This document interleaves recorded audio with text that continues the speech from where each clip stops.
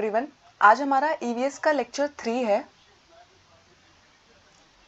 तो आज हम पहले बर्ड्स के बारे में पढ़ेंगे। तो आपने बर्ड्स को बहुत बार देखा होगा, लेकिन आपने कभी देखा है कि बर्ड्स के आपको कोई भी कान दिखाई नहीं देते हैं, कोई भी एक्सटर्नल ईयर्स नहीं होते, तो फिर बर्ड्स को सुनाई कैसे देता है? तो एक्चुअली बर्ड्स के दोनों साइड पर दो छोटे छोटे छेद होते हैं और वो कवर्ड रहते हैं उनके फेदर्स की हेल्प से। इसकी वजह से उनको सुनाई देता है, लेकिन उनके हमारी तरह एक्सटर्नल ईयर्स नहीं होते। आप अलग से उनके ईयर्स को देख नहीं सकते। और अगर आप छिपकली को देखेंगे, उसके भी आपको अलग से कान दिखाई नहीं देंगे, क्योंकि उसके में भी क्या होता है, दो होल्स होते हैं दोनों साइड पे और वही ईयर का काम करते हैं। ठीक है। और जो क्रोकोडाइल होता है, मगरमच्छ होता है, उसके भी ऐसा ही होता है। ठीक है। उसके भी कान नहीं होते हैं, एक्सटर्नल ईयर्स नहीं होते हैं, उसमें भी होल्स होते हैं और वो हमें दिखाई नहीं देते हैं। ठीक है। आप इस पिक्चर में देख सकते हैं, आपको किसी के भी कान दिखाई नहीं दे रहे ना, एक्सटर्नल ईयर जैसे हमारे हैं ऐसे दिखाई नहीं दे रहा है ना। ठीक है। तो वो कभी कभी ये स्टेटमेंट देते हैं कि bird has tiny holes on both side which is covered with feathers act as ear. ठीक है। तो उनको मदद करते हैं सुनने में। उसके बाद होता है, कभी कभी वो क्वेश्चन पूछते हैं कि जब भी आप किसी एनिमल को देखते हैं तो उन पे एक बहुत ही खूबसूरत सा पैटर्न दिखाई दे रहा होता है। देखिए यहाँ पे इतनी सारी स्किन्स मैंने लगाई है, उन पे डिफरेंट डिफरेंट पैटर्न्स नजर आ रहे होते हैं। जब आप लायन को देखते हैं, उसके पे इतने सुंदर सुंदर शेप बने होते हैं। ठीक है। जिराफ की शेप बनी होती है, तो वो शेप किस वजह से बनी हुई है? ठीक है। तो आपको लग सकता है कि उनकी स्किन ही ऐसी है। एक्चुअली उनकी स्किन पर जो बाल होते हैं ना, डिफरेंट जो हेयर्स उनके ऊपर प्रेजेंट रहते हैं, उनकी वजह से हमें ये टेक्सचर दिखाई देता है। अगर आप उनके सारे बाल उतार दोगे तो आपको कोई भी शेप नज़र नहीं आएगी, इस तरीके से स्ट्रक्चर नज़र नहीं आएगा जैसा हमें नज़र आता है। तो वो जो पैटर्न होता है, डिफरेंट पैटर्न हमें एनिमल्स की स्किन पे दिखता है, वो किस वजह से होता है? हेयर्स जो प्रेजेंट होते हैं उनकी स्किन पर। उसके बाद आता है, दो टाइप के एनिमल्स होते हैं। कुछ एनिमल्स होते हैं जिनकी बॉडी पर हेयर होते हैं और वो अपने यंग वन को बर्थ देते हैं, यानी कि वो सीधा जैसे वो है वैसे ही बच्चे को जन्म देते हैं उनको।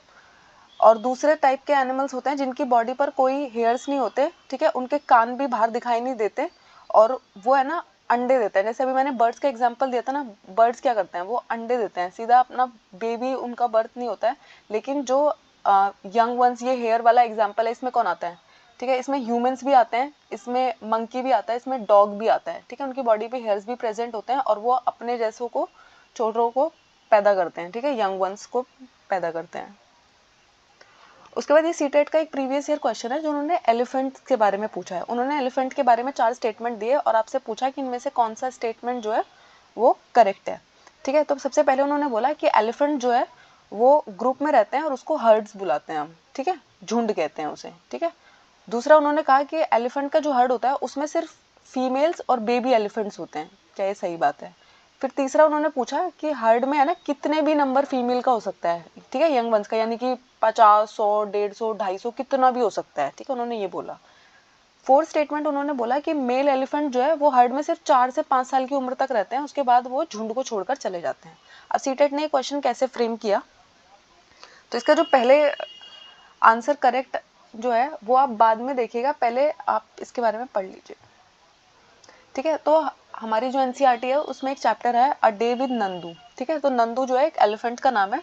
तो उन्होंने एलिफेंट के बारे में हमें कुछ कुछ बातें बताई है। ये बातें आपको बहुत ध्यान से पता होनी चाहिए, क्योंकि इनसे ही वो क्वेश्चन बनाते हैं। इन चीज़ों को वो जो अभी हम यहाँ पढ़ेंगे उसको स्टेटमेंट की फॉर्म में वो दे देते हैं। ठीक है। तो उन्होंने कहा कि एक अडल्ट एलिफेंट जो होता है वो एक दिन में 100 किलोग्राम पत्तियाँ खा जाता है। ठीक है। एक दिन में अडल्ट। ठीक है। जो बड़ा होता है, बड़ा हाथी जो होता है। ठीक है। उसके बाद उन्होंने कहा जो एलिफेंट है वो एक दिन में 2 से 4 घंटे सोता है। स्लीप के ऊपर भी क्वेश्चन आता है। डिफरेंट डिफरेंट एनिमल्स की उन्होंने हमें स्लीप बता रखी है, तो आपको पता होना चाहिए कि एलिफेंट जो है वो 2 से 4 घंटे ही सोता है। ठीक है। उसके बाद उन्होंने कहा कि एलिफेंट जो है उसे मिट्टी में और पानी में खेलना बहुत पसंद होता है। ठीक है। और वो मिट्टी में खेलना इसलिए पसंद करता है क्योंकि जो मिट्टी है वो उसकी स्किन को कूल रखती है। ठीक है। ठंडा रखती है। आप देख रहे हो इस पिक्चर में भी क्या कर रहे हैं एलिफेंट्स, पानी भर रहे हैं अपनी सूंड में और एक दूसरे पर गिरा रहे हैं। ठीक है। उन्हें पानी के साथ और मड के साथ खेलना बहुत पसंद है। ठीक है। उसके बाद उन्होंने बोला कि एलिफेंट के जो कान होते हैं वो बहुत बड़े बड़े होते हैं। आपने देखा ना एलिफेंट के कान, अभी मैंने आपको बर्ड्स के बारे में बताया था जिनके एक्सटर्नल कान कभी दिखते नहीं है, लेकिन अगर आप एलिफेंट को कभी भी आपने देखा है उसके तो इतने बड़े बड़े कान होते हैं।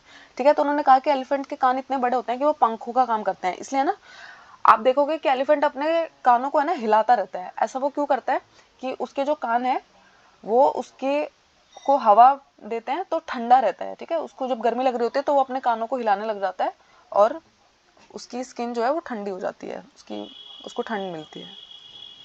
उसके बाद आता है, उन्होंने बोला कि एक एलिफेंट का जो झुंड होता है उसमें मोस्टली फीमेल्स रहती है और बेबी एलिफेंट्स रहते हैं, ठीक है। और जो सबसे बड़ी फीमेल होती है, ये वाला उनका फेवरेट क्वेश्चन है, तो वो है ना यहाँ पे लिख देते हैं। तो जो ओल्डेस्ट फीमेल होती है एलिफेंट की के हर्ड की, झुंड की, वो जो होती है वो उनकी लीडर होती है, ठीक है। तो कभी कभी यहाँ पे लिख देंगे ओल्डेस्ट मेल, कभी कभी वो लिख देंगे यहाँ पे बेबी एलिफेंट। तो आपको पता होना चाहिए कि जो सबसे बड़ी फीमेल एलिफेंट है वो लीडर होती है हाथियों के झुंड की, ठीक है। तो फिर उन्होंने बताया कि एक हर्ड में ना 10 से 12 फीमेल एलिफेंट और यंग वंस होते हैं, ठीक है। अभी उन्होंने उस क्वेश्चन में पूछा होता ना कि कितने भी नंबर हो सकता है, ठीक है, लेकिन हमें पता होना चाहिए कि एक झुंड में ना 10 से 12 लोग ही होते हैं, ठीक है। उसके बाद उन्होंने पूछा था ना मेल एलिफेंट्स क्या करते हैं, वो 14 से 15 साल की उम्र तक तो उनके साथ रह रहते हैं, छोटा बच्चा समझ के वो उनके साथ रह रहे होते हैं। उसके बाद जैसे उनकी एज 14 से 15 साल से ज़्यादा हो जाती है, वो झुंड को छोड़ के चले जाते हैं, अकेले रहने लग जाते हैं, ठीक है। किन की बात हो रही है, ये मेल एलिफेंट्स की बात हो रही है, ठीक है। फीमेल एलिफेंट झुंड में रहेंगी, जो उनकी सबसे बड़ी सबसे ओल्ड लेडी होगी वो लीडर बनेगी, ठीक है। उसके बाद आते हैं, हमारा एक चैप्टर है यहाँ पे अमृता बिश्नोई के घर में। आपने ना अमृता बिश्नोई का नाम बहुत बार सुना होगा।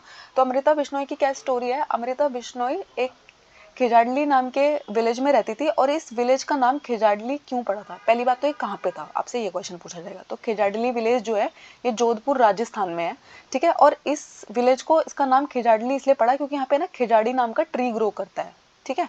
और यहाँ पे ना स्टोरी ये थी कि एक राजा था, ठीक है, जिसका महल जो है वो लकड़ी से बना होता था। तो लकड़ी बनाने के लिए खिजाड़ी ट्री को उन्होंने काटना शुरू किया, लेकिन जो अमृता थी वो बहुत प्यार करती थी प्लांट से, तो वो जाके चिपक जाती है प्लांट से और वो कहती है कि मैं इनको नहीं काटने दूंगी। तो एक्चुअली जो काट रहा होता है वो इंसान क्या करता है, वो अमृता को भी काट देता है प्लांट्स के साथ, ठीक है, ट्रीज के साथ ही काट देता है, ठीक है। और खिजाड़ी विलेज के जो लोग हैं उन्हें हम क्या बुलाते हैं, बिश्नोई बुलाते हैं, ठीक है। तो खिजाड़ी ट्री के बारे में इन्होंने कुछ कुछ चीजें पूछी है, पहले हम खिजाड़ी ट्री के बारे में पूछेंगे, फिर आप इस क्वेश्चन को अटेम्प्ट कीजिएगा,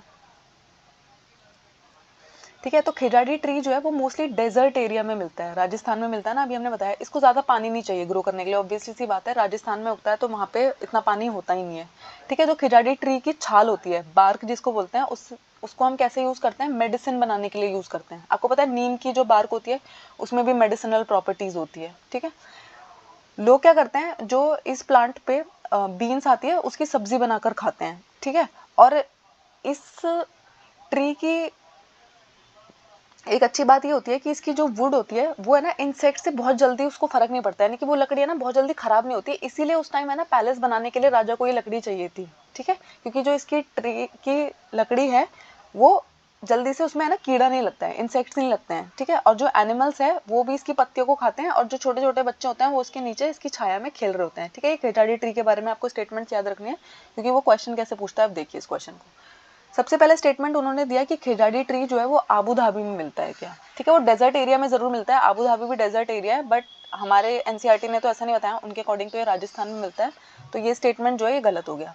फिर एक खिजाड़ी ट्री जो है वो बिना पानी के उग जाता है, ज्यादा पानी नहीं चाहिए, ये सही है, मैंने अभी आपको बताया, ठीक है। खिजाड़ी ट्री की जो बार्क है वो मेडिसिन बनाने के लिए यूज होती है, ये भी सही स्टेटमेंट है, अभी मैंने बताया, ठीक है। खिजाड़ी ट्री जो है वो इंसेक्ट से ज्यादा इन्फेक्ट नहीं होती है उसकी बॉडी, ये भी सही स्टेटमेंट है। तो स्टेटमेंट सही कौन से हैं, बी, सी एंड डी, ठीक है। तो आपको ना ये सही से पता होना चाहिए।